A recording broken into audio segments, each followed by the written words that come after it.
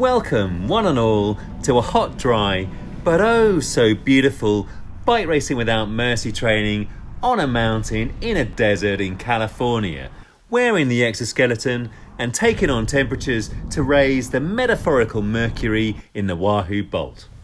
We've holidayed in Palm Springs several times before with the family and always loved it, living in and wandering around, and for me sometimes running around, the sensational low-rise residential estates with their iconic modernist architecture, epitomising clean lines and minimalism, replete with swimming pools and feel-good vistas of the surrounding mountains. Absolute heaven. The kids and I have ridden quad bikes in the sand dunes below the mountains, and also as a family we've ascended to the summit on the tramway cable car in order to cool down and admire the views from the San Jacinto National Park. But only ever have we driven the 5-kilometre climb to the tramway car park, average gradient 9% by the way.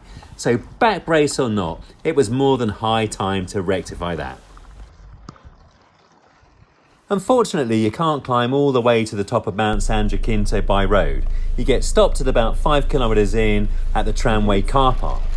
And I don't know about you, but I personally prefer to undertake my sightseeing at anaerobic threshold. So the first ascent of the day was to be my max effort, also doubling up as my daily battle to fight off the demons. Avery? Now, only kidding. Of course, I got the luxury of the video to play back and enjoy the vistas, and when I'm just going on a single climb like today, I'll always do a filmed one at medium gas in order to savour the atmosphere and the sights and also the smells and the sounds. A hired giant was my steed for the day, and I have to say, as ever, it was excellent. Pretty much all of the carbon bikes I've hired have always been amazing. It's hard to tell the difference if I'm being brutally honest.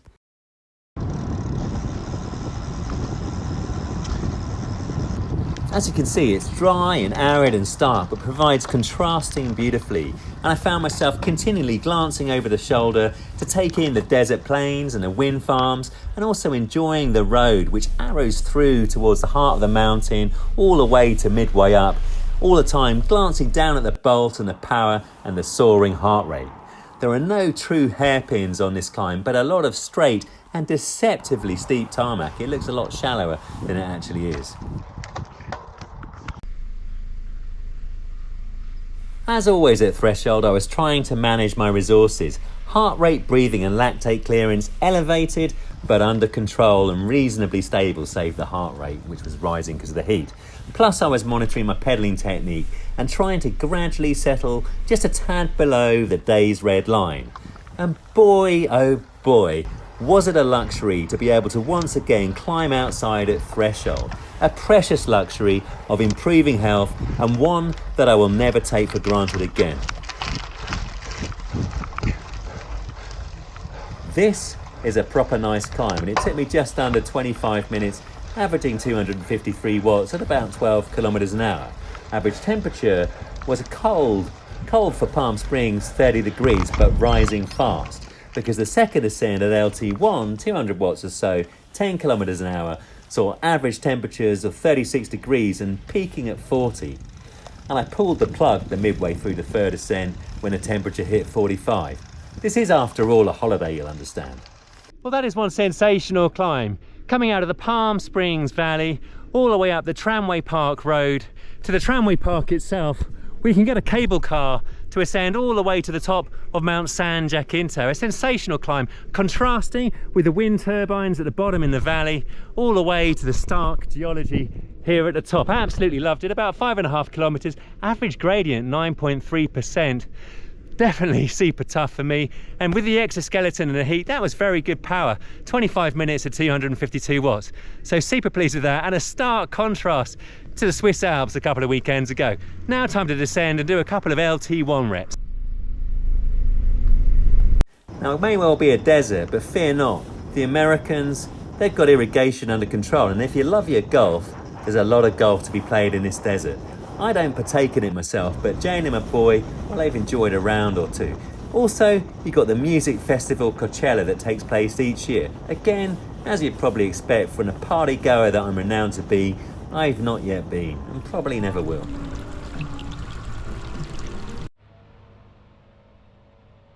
If there's one thing I love, it's a US gym. On the agenda this morning, single leg Romanian deadlifts to commence proceedings, to build strength through the glutes, the hamstrings and the core, and relearn the deadlift movement with lower weights, 20 pounds here, so as not to put any undue stress on the lumbar spine. Here we go. I adore the gyms in the USA, and especially in the Palm Springs area. They're large, friendly fitness cathedrals paying homage to both bodybuilders and cardio fiends of all ages, races and genders. Felt good. 3 more sets of these and then on to single leg squat movement, and I'll show you a really cool machine. Now this free motion squat machine has been a bit of a revelation to me. It's enabled me to do single leg squats without putting any pressure on the lumbar spine. Lovely movement, and we can go nice and deep and maintain beautiful back health and no pressure downwards. Here we go. Folk in the USA who don't have the luxury of an NHS or public health service, and with massively expensive health insurance and medical bills, they know the value of keeping fit as a preventative measure. And strength training forms a core part of it. And as I've always said, it's integral for both athletic performance and all-round health and longevity. Enables total focus on the mind-muscle connection, really squeezing the glute, the hamstring and the quad to initiate the concentric part of the movement upwards. I did 3 sets of these a couple of days before I undertook yesterday's ride up the mountain. And boy, did they create delayed onset muscle soreness. Which tells me the muscles obviously haven't been worked hard enough over the last 3 to 4 months. Well, 4 months. In fact, in American gyms, people of all ages understand the value of strength training, whether it's for athletic performance or, like me, athletic performance and general health and longevity. Here an assisted pull-up, heavily assisted, to hopefully start firing once again up the lat muscles. No pressure on the actual spine itself.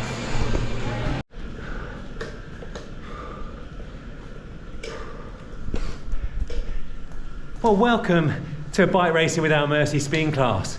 Precisely no takers for the times 1 interval. 20 minutes, high cadence at just below LT1. Jane, are you interested? The class is over anyway. Look at this though.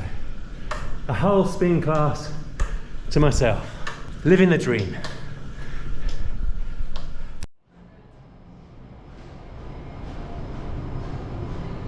Adequate size. I mean, look at it.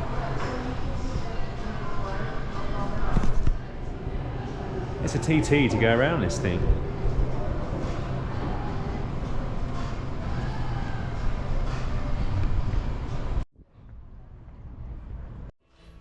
When you're in the middle of a desert, fish is apparently the name of the game.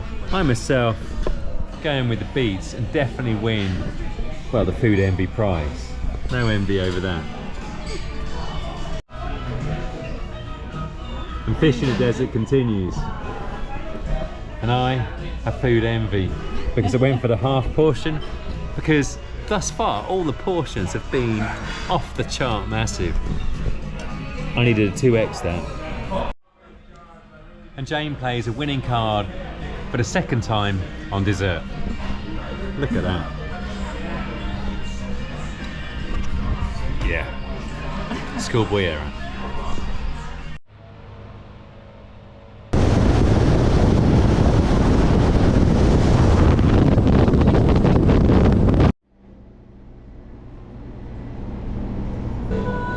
Adequate is the word. I am faithfully informed it is an appetizer.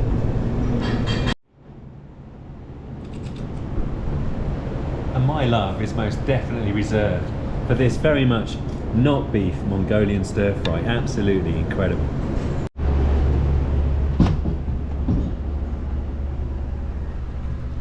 Thank you.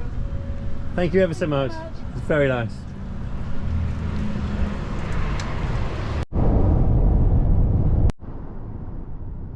Medically, I'm still not allowed to drive a car, so the 9-hour road trip from Palm Springs to the Napa Valley gave me more of an appreciation as to just how vast the US is, with terrain ranging from the pan-flat deserts, prairies and plains to small by Alp standards, but nonetheless enticing from the cyclist perspective, rugged mountains with pine forests, and then all merging into the San Francisco Bay Area metropolis, and at last to the land of milk and honey that is the Napa wine-growing region. Destination on the right-hand side after 2 miles. In the next video, once again I shall prove that my lack of imagination knows literally no bounds by training for an entire week on the very same climb. For safety purposes, I hope you'll understand. But what a climb it was, located in the beautiful wine-growing valley of Napa.